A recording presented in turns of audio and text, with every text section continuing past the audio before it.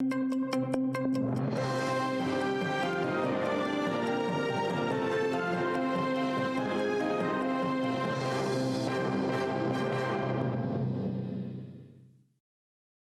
Європарламенті закликали Україну вирішити проблеми АТР і не припиняти мовити на окупований Крим. Єдиний кримсько-татарський мовник має отримувати стабільну фінансову та технічну підтримку від українського уряду. Про це йдеться у доповіді щодо виконання угоди про асоціацію України-ЄС. Європарламентарі висловили занепокоєння з приводу нестачі фінансування в бюджеті на 2021 рік програми переселення і розміщення кримських татар і інших національностей, які були змушені виїхати з окупованих територій. А також закликали забезпечити природні права кримсько-татарського народу, ухвалити тріаду законів про корінні народи, статус кримсько-татарського народу та зміни до Конституції України про визнання кримсько-татарської національно-територіальної автономії.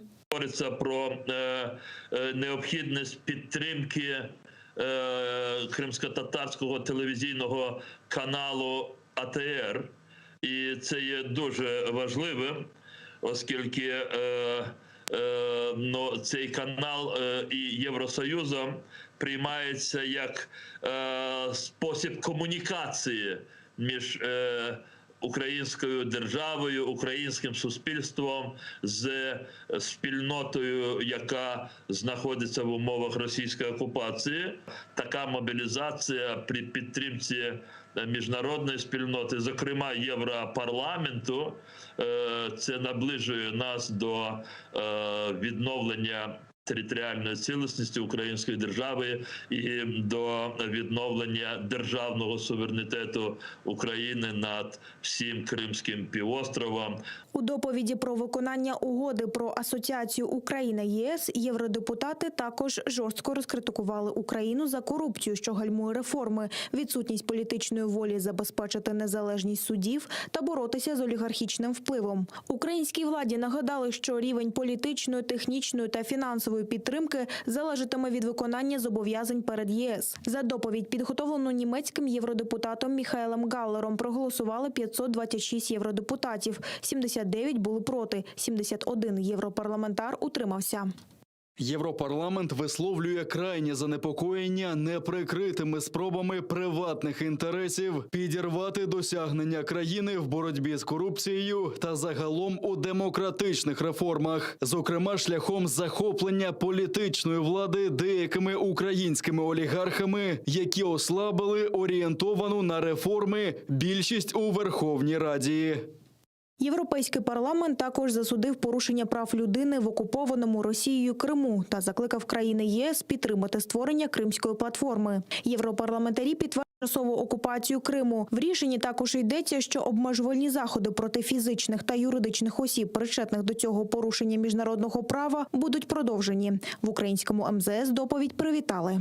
Україна вдячна депутатам Європарламенту за засудження дестабілізуючих дій Росії, її військової присутності в Україні, мілітаризації Криму, незаконних дій Росії, спрямованих на захоплення контролю над Керченською протокою, зокрема будівництво мосту без згоди України.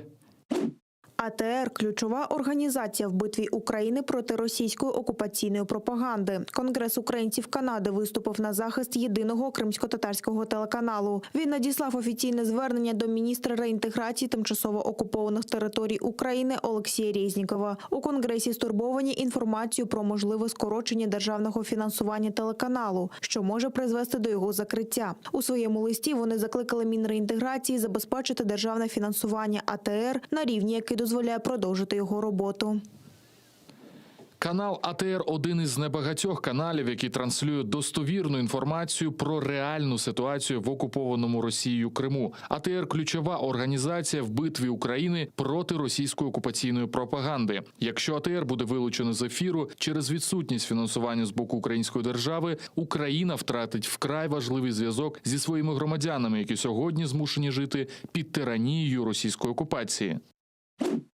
5039 нових випадків COVID-19 зафіксували в Україні за попередню добу. 124 померли. Це дані моніторингової системи РНБО. Серед лідерів поширення хвороби Івано-Франківська, Вінницька, Закарпатська, Житомирська області та Київ. Загалом від початку пандемії діагноз COVID-19 отримали понад 1 258 000 українців. 24 058 пацієнтів померли від ускладнень коронавірусу. Тим часом уряд України ухвалив постанову, яка унеможливлює реєстрацію російської вакцини «Спутнік-В» на території України.